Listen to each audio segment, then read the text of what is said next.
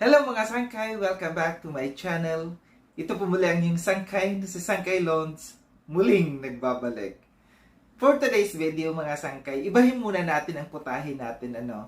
Eka nga, sabi ni Kuya Val, kung ang ating ulam ay paulit-ulit araw-araw, yun at yun na lang, nakakaumay, So ngayon, for today's video, gagawa muna tayo ng reaction patungkol ito sa politics, Sa aking mga followers diyan, huwag po kayong magagalit sa akin, Ito'y hinahalo-halo ko lamang po sa kalingap at saka sa politics,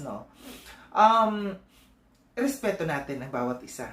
Bawat isa ay meron tayo kanya-kanyang opinion, meron kanya-kanyang gusto, respeto natin. Kung ako meron akong gusto, kayo iba yung gusto, respeto natin. Sa akin lamang, magkakaibigan tayo dito. Pero pagdating sa politics, pagdating sa religion, wag natin pakialaman ang bawat isa, Ang bawat opinion natin, kung anong gusto natin, kung saan tayo nabibilang, Dito sa Kalingap magkaisa tayo. Pero pagdating sa politics, sa religion, magkaiba na po 'yon, So ngayon, suportahan niyo po ako dito sa aking kauna-unahang gagawing reaction video patungkol sa politics, Kasi sa bansa natin, alam natin na maraming kaguluhan nangyayari, Meron akong ipanonood sa inyo. Ito'y video ni Attorney Harry Roque, at saka ni Maharlika. Alam natin na itong dalawang ito parehas pinaghahanap ng gobyerno natin, Pero sa ngayon, tahasan, na sila'y nagsasalita sa harapan ng kamera. So, panoorin natin itong kanilang collaboration, itong dalawang to.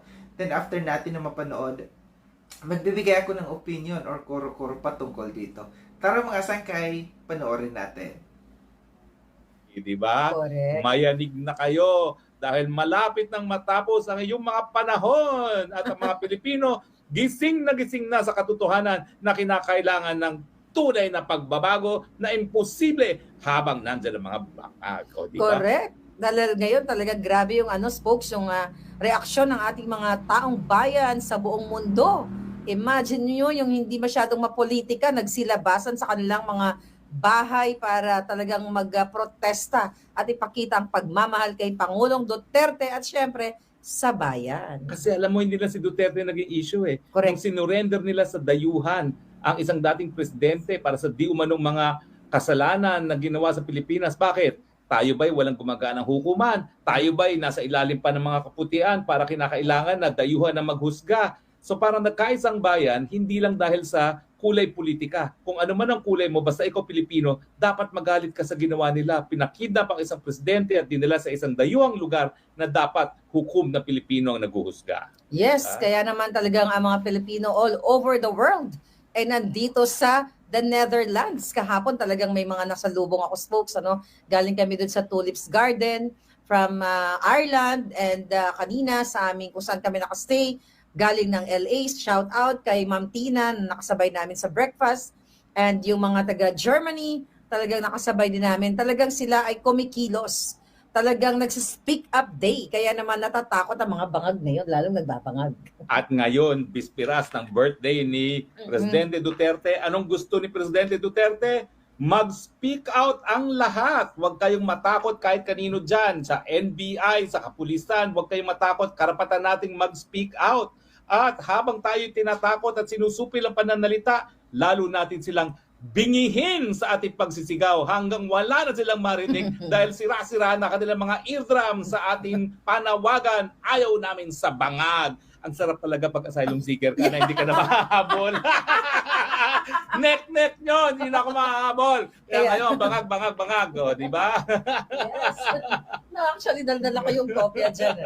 Daldala ko yung kopya ng, what do you call it? Authentication. Authentication. Ay, nako, yan na po. Dahil isa yan sa ebidensya na talagang bangag at ang dahilan kung bakit tayo pimperson. Alam mo, totoo niyan. Ako may galing sa Kongreso Oo. Kaya pwede ba magtigil-tigil na kayo dyan sa sinungaling nyo? Talagang galit na galit sila sa akin dahil ako pinagbibintangan na akong source ng bangag video. Ikaw naman talaga yun.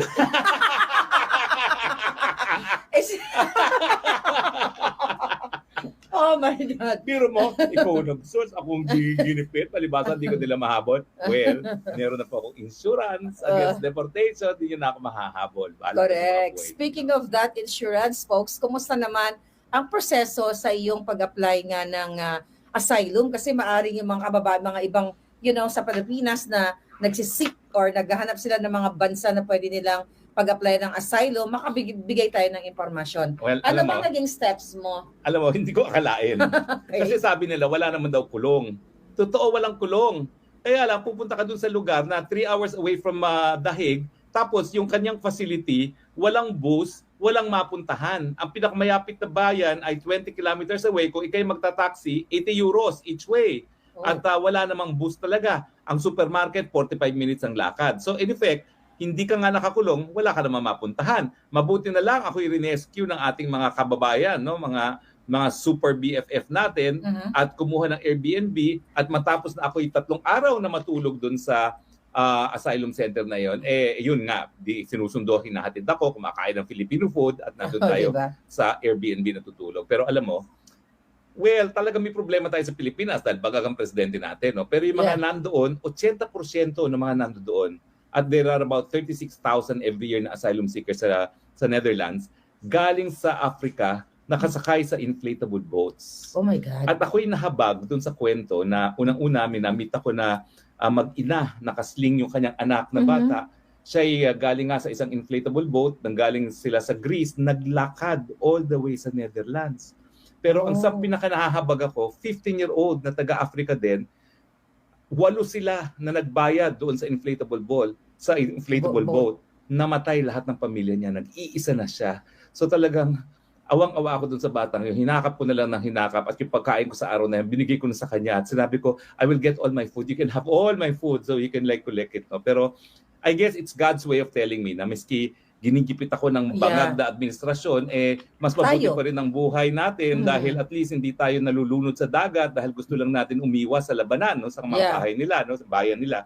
Kasi, nako, binabangag na tayo. Oo, binabangag tayo ni bangag. Anyway, kasi ang asylum ngayon, hindi lang doon sa pagtakas sa political persecution, yung mga umaalis din sa mga lugar na mayroong labanan na nangyayari. Teka muna, so lahat mga nakasama mo, majority ba sa kanila politically persecution Hindi. ng mga cases? Majority tumatakas sa labanan, mga Africans, mga Syrians, mga Afghans. Yung naging roommate ko doon ng 2 araw, 15 years old siya, mag-isa siyang lumuwas ng Europa, no?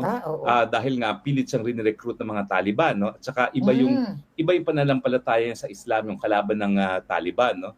At dahil gusto iiwas ng pamilya niya yung roommate ko sa pagiging Taliban, pinadala nila lahat ng ipon, pinadala nila. Nakakalungkot doon, 10 years ago na siya dumating ng Sweden, hindi siya nabigyan ng asylum dahil lang kwento doon is yung una, in-age test siya, 3 months older daw siya, pero 15 years old and 3 months. So, hindi nabigyan. Tapos 2021, nag-apply na naman siya, tinanggap ang totoong edad niya, hindi naman tinanggap na siya tumatakas sa mga Taliban. So ngayon, itong nakakatawang kwento. Nahuli siya sa Schiphol, galing Sweden, ang gamit niya, Philippine passport. Saan niya nakuha? Hindi peke, genuine. Yung pala nakaw. By the time naglanding siya sa Netherlands para sa lipat eroplano, na-report na ng Pilipino na nakaw yung passport niya, nahuli siya, kinulong siya, kaya siya humingi ng asylum. Kaya nga sabi niya, what are the chances na ang roommate ko, Pilipino? So kung sino man yung nawalan ng passport, sorry na lang, pero nahuli din yung kumuha ng passport at gumamit ng passport at napulong pa, no? Pero folks, nagkaroon na ba ng initial interview sa'yo? Anong mga... Well, nagkaroon na ng interview dyan. No? Susunod na interview, matagal pa. Ang sabi nila, 6 to 66 weeks. No? Pero importante kasi, yung pag-apply mo, mayroon ka ng protection na hindi ka na ma-deport doon sa bansa na tinakasan mo, no, o sa Pilipinas. So kahit ano pang gawin nila, mag-red notice pa sila, mag-extradition pa sila, wala na silang magagawa hanggang hindi matapos yung aking application. 1 year and a half ang kanyang duration bago matapos yan, no? Mali mo, wala na siya mga weeks from now. Sana nga next month, wala na no? Malay ko ba kapag next month wala na, di uwi na ako, no? Hindi ko naman ang asylum kung wala na dyan, no? Ang mga nang aapi, no? So, but anyway, yun naman po yung importante ron. Ngayon, talagang napaiyak ako nung pumipirma ako. Kasi yung pagpirma mo sa application at pagtanggap ng application, doon ang nagbibigay ng protection. Napaiyak talaga ako. Hindi lang iyak, hagulgol. Kasi sabi ko, 6.5 buwan ako tago ng tago dyan sa mga bagang na yan. Ngayon, wala na silang magagawa sa akin. At alam mo, yung nag-i-interview sa akin, ginakap ako. Dahil talagang grabe yung hagulgol ko na talagang for the first time, hindi na ako kinakailangan magtago. No? Alam mo naman, buhay ko, nagko-costume, nagpapanggap. At ngayon, darating ang panahon, papakita ko sa inyo kung ano mga itsura ko nung ako yung nagtatago sa mga bangag. Ay, nako, ngayon hindi na ako kailangan magtago. Bahala kayo sa mga buhay ninyo. Nandito na ako, may karapatan na ako bilang asylum seeker. Yes. So, ano ba yung mga balita dun sa Pilipinas? Kasi, balita from your friends, talagang, alam ko naman na hinahunting tayo pareho, hindi lang ikaw. Dahil Mas matindi ka. Diba? Ikaw gusto ka nilang gurgurin. Yeah, may assassins talaga silang pinadala. At pinapasok pa sa Amerika, ha? At may konsabahan yan sa mga opisyalis natin dyan sa Philippine Embassy, ha? Dahil sila pa nagpapasok dyan, ha? Yes. Actually, kasama nga yan sa mga exhibit ko, no? Yung mga ganyang information, mga ebidensyang kinalap ko dahil dyan sa gusto talaga nila akong paggurgur. But ganun pa man, lumalaban tayo kahit saan. Kaya nga talagang wala nang atrasan to, folks. Wala na. Ako dati, maingat pa dahil sabi ko, baka ako matris, DPN pa, at saka kahit paano, hinay-hinay lang. Ngayon, wala na. Bangag. O, di ba? Kaya naman magurgur tayong dalawa dahil ako ang pasimuno ng mga kabangagan. Hindi, meron tayong mga Dutch na magpoprotekta sa atin dito, di ba? Yes. Hindi sila po pwede rito. Dahil dito walang diktadorya, dito walang panunupil ng karapatan. Kahit araw-araw tayong mag-rally doon sa place of detention ni Presidente, wala silang magawa. Kahit araw-araw tayo magsigaw ng bangag, wala silang magagawa. Dahil pag sila sinupil tayo, merong European Court of Human Rights. Lagot sila to. Diba? Yes, mananagot talaga sila. Pero spokes, ano yung mga na-realize mo or natutunan mo during that 6 months na nagtatago tayo, kasama na ako dyan, tayong dalawa, no? Na sa mga kabangagan ng gobyerno ni Marcos Jr.? Well, una talagang gusto ko maibalik sana yung panahon na bakit ba ako nagpabudol dito sa bagag na ito. No? Talagang sinabi ko, ako meron din akong ama. Ang ama ko may mga pagkakasala. Bakit ako magbabayad ng sala ng ama ko? Pero siya hindi na natin naisip na for instance, sa pagnanakaw, nakinabang din siya. Yes. Dahil syempre, nabuhay siya na para siyang prinsipe na hindi siya nakakatikim ng pagkagutom, hindi nagtatrabaho, walang tinapos na pag-aaral, and yet limpak-limpak ka sa lapi niya, no? Papulbo-pulburon lang. Papulbo-pulburon lang, no? So parang hindi totoo yun. Nasasabihin natin na palibasa anak siya, hindi niya kasalanan. At saka, yun nga nakinabang sa pera ng bayan. Nagkamali talaga tayo doon. Sumunod ako kay Inday Sara, kaya pikit mata. Sabi ko naman, baka nga babaguhin ang kasaysayan ng Pilipinas. Hindi pala, mas malala. Kasi pero you'll never know. Baka may purpose ang lahat ng ito. Well, ang purpose wag na natin talaga silang pagbayagan. Wag nang bumalik kung mawawala. Wag na magbabalik at wag na magpabudol muli. Yes. Talagang ang kanilang mga ginagawa sa bayan, genetic. Yung pagnanakaw, yung pagiging diktador, nasa dugo na sila. Nasa dugo na nila yan. Wala na yan. Hindi na magbabago yan. Anong nakikita mo dito na ang dramatization ni Amy Marcos na tinanggal na siya doon sa alyansa ng mga bangag, kesyo hindi na mention yung name niya doon sa last nilang sortie, at itong si Amy parang may eksena na pinagkaroon nga ng hearing dito sa Foreign Relations Committee na kung saan parang isang banda yung mga iba gustong papaniwalain na parang more on for PRRD itong si Amy Marcos. Kasi ako, I don't buy that. That's BS. Kasi alam ko for sure na itong si Amy, di ba, talagang hindi niya booking na yung kapatid niya ay bangag. Kasi kung I don't know, kung matatandaan mo, last year, ay nangako yan siya through dun sa common friend natin na magsasalita na si Amy Marcos, sasabihin niya sa taong bayan at saka sa kanyang kapatid na si Bangag na mag-rehab ka na muna, magpahinga ka na muna, hindi yan maganda sa taong bayan. Kaya, sasabihin na daw ni Amy Marcos yung totoo na addictos yung kanyang kapatid. So, anong point mo ngayon sa nangyayari ngayon na spokes na mga drama ni Amy? Well, alam mo to, ako talaga gusto kong paniwalaan si Amy. Mm-mm. Alam ko may nagkatatalo pa tayo ng mga panahon na yon, no? Pero Yeah. ang sabi ko is kung talaga namang gusto niyang ang kanyang kapatid di matagal na niyang tinalikuran si Inday Sara. At Mm-mm. naalala ko pa nga yung nagpunta kami doon sa bahay ni Ivy, kung saan nagpunta rin si Bibi Sara isang araw matapos siya magbitil sa DepEd, meron lang kami pag-uusapan, singin si Amy, no? So talagang ako talaga nabola din. Kaya lang, naging malinaw sa akin nung nagkaroon ng rally ang alyansa sa Ilocos Norte at pilit pa niyang pinuntahan yung kanyang kapatid para itaas ang kamay niya. Yeah. Talagang yun, talagang malinaw na talagang gusto lang niya mamangka sa dalawang ilog. Anong nangyari? Number 18 siya ngayon.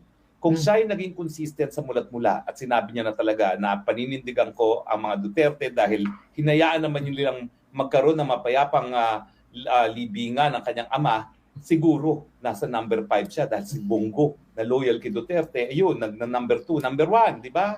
Pero namangka siya sa dalawang ilog. Ngayon, hindi na siya makabawi at ilang buwan na lang, ilang linggo na lang, eleksyon na. Number 18 na siya. Hindi ko naman alam kung talagang ito namang si Bibi Sara, kung magpapabudol muli, di ba? I don't think so. Hindi na. Ang tingin Hindi ko, na magpapabudol si Inday. Kasi ilang beses naman sinabi ni Bibi Sara na never again to the Marcos, di ba? Ilang beses naman niya sinabi yan Hindi naman Yeah, niya sinabi niya yan. Sinabi naman talaga niya yan, no? Pero sa akin, nangihinayang ako kay Ivy. Kasi ang feeling ko naman, may punto talaga na talagang may utang na loob kay Presidente Duterte kasi yung pinakiusap naman niya yung libing ng tatay niya, talaga namang siya yung tagalakad kay PRRD, no? Pero yun nga, dapat naging consistent na lang siya. Dahil kita mo ang Duterte youth ngayon, nangakalampag sa party list, no? Si Bongo, number 1. Kung di siya namangka sa ulo, baka nasa top 3 siya ngayon, di ba? Namangka siya, ayun ang nangyari. No? Kaya talagang dapat hindi na magtiwala. Never again sa mga Marcos. Oo nga, diba? At saka, dahil nga sa mga pinagagawa ng Marcos ngayon, sino ba naman boboto pa sa Marcos, no? Ay, naku, sabi ko nga sa iyo pati nga dyan sa congressional race, no? Kung meron lang sanang tumakbo laban kay Sandro, baka matalo pa si Sandro sa Ilocos Norte mismo, Yeah. Diba? Kasi kitang-kita naman ngayon kung ano yung ginagawa nila. So yun mga sangkay, napanood natin, no? Yung video clips na aking pinanood sa inyo. Noon pa man, idol ko na talaga si Harry Roque kasi yung sa pagiging pagiging prangka niyang tao. And the same time, ito din si Maharlika, no? Ito ring nagustuhan ko dito sa kay Maharlika kasi hindi siya takot na magbulgar kung ano yung kanyang mga nalalaman, no? So, magandang nangyari sa collaboration nilang dalawang to, no? Na yung dalawang parehas matapang nagsama, parehas matapang na pero parehas duwag. Duwag kasi takot naman sila, syempre. Kahit sino naman takot na makulong, no? Kasi parehas sila pinaghahanap ng gobyerno natin. Kung maalala natin si Harry Roque, ilang buwan, no, na nagtago kasi nga takot siya kasi hinahanap siya ng gobyerno natin. So once na malaman kung saan naroon si Harry Roque, malamang ipadadakip siya. So ngayon, sobrang lakas na ng loob ni Harry Roque, no, na magsalita kasi alam niya na safe na siya dahil nga nag-apply ng asylum doon sa The Hague, sa the Netherlands, no. So sabi nga dito parehas sila ni Maharlika na feeling nila nagtatago pa rin sa ngayon. Pero lantaran na sila na lumalabas sa social media. No, sabi nila dito mayroon na malapit na daw mayanig, no? Ano kayang ibig sabihin ng malapit ng mayanig, no? At sino kaya ang kanilang sinasabihan dito? Yung gobyerno ba? No? Ano kayang kanilang pasabog? Ito ba ay may kinalaman doon sa kay dating presidente Rodrigo Duterte? Yung kanilang sinasabi na malapit ng mayanig, no? Tapos dito ramdam natin yung freedom na mayroon silang kalayaan na magsalita kung anong gusto nilang sabihin. Yung pagsasalitang bangag, yung pagsigaw nila. Tuwang-tuwa ako doon kasi tuwang-tuwa si Harry Roque na feeling ko ramdam na ramdam ko sa kanya, no, na yung freedom, no, na magsalita, no, nandoon na sa kanya sa ngayon, nakamtan na niya yung freedom, no. Dito sa mga nangyayari sa atin, no, sa lipunan natin or dito sa Pilipinas, no, alam ko na maraming mga disappointed sa mga nangyayari. Sana lang darating na yung election, no. Sana matuto na tayo kung ano yung mga nangyayari sa atin. wag na tayong magpadala sa mga bayad kasi karamihan, kadalasan yung ibang mga kababayan natin nadadala sa suhol ng bayad pag sa kanilang pagboto sa boto nila. Sana matuto na tayo na manindigan tayo kung anong gusto natin, kung sinong gusto natin. Hindi yung mababayaran yung boto natin sa mga nangyayari dito sa atin. Parang ang hirap na ngayon. Akala ko noon magiging okay. So hindi lang ako, kundi alam ko na maraming mga disappointed. Pero wala tayong magagawa Binoto natin to 'di ba? Tayo ang bumoto, tayo ang nagluklok sa kanila. Pero sabi nga dito na tayo nabudol tayo. Sana sa susunod na election sa darating na botohan matuto na tayong pumili yung hindi tayo masusuhulan. Yung hindi masusuhulan yung pagkatao natin, hindi masusuhulan yung boto natin. Kasi sa ngayon, ito na nakikita natin kung ano yung resulta sa ibang mga kababayan natin na yung kanilang boto ibinebenta nila. Ito lang ang aking reaction patungkol dito, sa collaboration nitong dalawang ito. Natuwa ako sa kanila, sa kanilang kwentuhan, sa kanilang mga opinion na ibinibigay dito dahil napaka-prank kanilang tao. Maraming salamat muli mga sangkino. Kita-kits tayo ulit sa susunod na aking mga reaction videos patungkol dito sa politics. Maraming salamat muli.